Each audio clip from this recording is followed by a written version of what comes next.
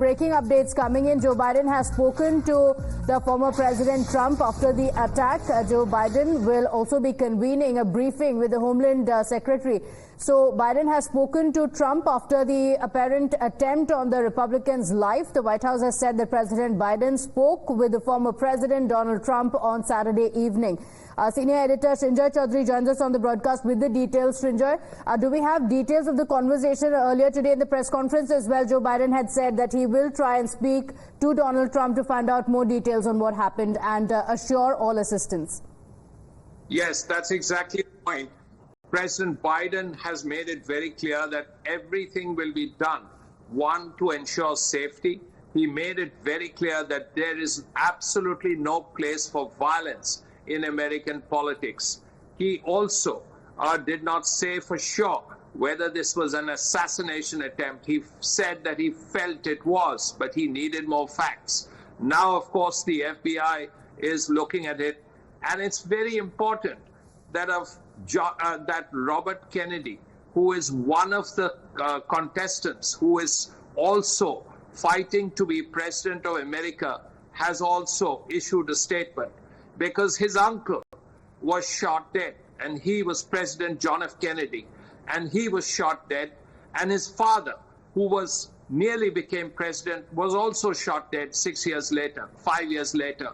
So President Kennedy was assassinated, Attorney General Robert Kennedy was assassinated, and Robert Kennedy Jr.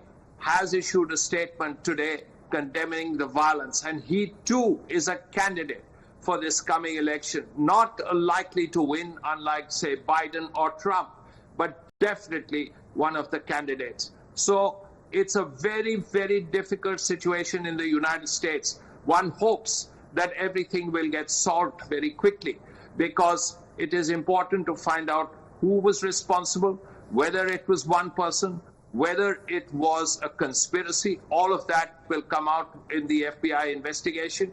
Hopefully it will. Even today, the Warren Commission report on President John F. Kennedy is still disputed.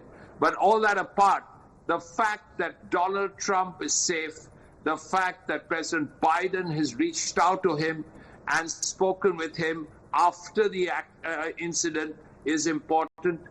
And Donald Trump is out of danger and will be at the Republican convention in Milwaukee in a very short while, perhaps in a day or two. And that suggests that he's well on his way to recovery. How this affects the poll, we don't know. At this point, Donald Trump has a small lead, but we don't know how this will affect the election. But it's very important to note that gun culture is so prevalent in America. There are so many weapons, so many, even in a town, as I said earlier, like Butler, which is a small town of 10 to 15,000 people, you will find several thousand weapons. And this weapon use is the worrying thing.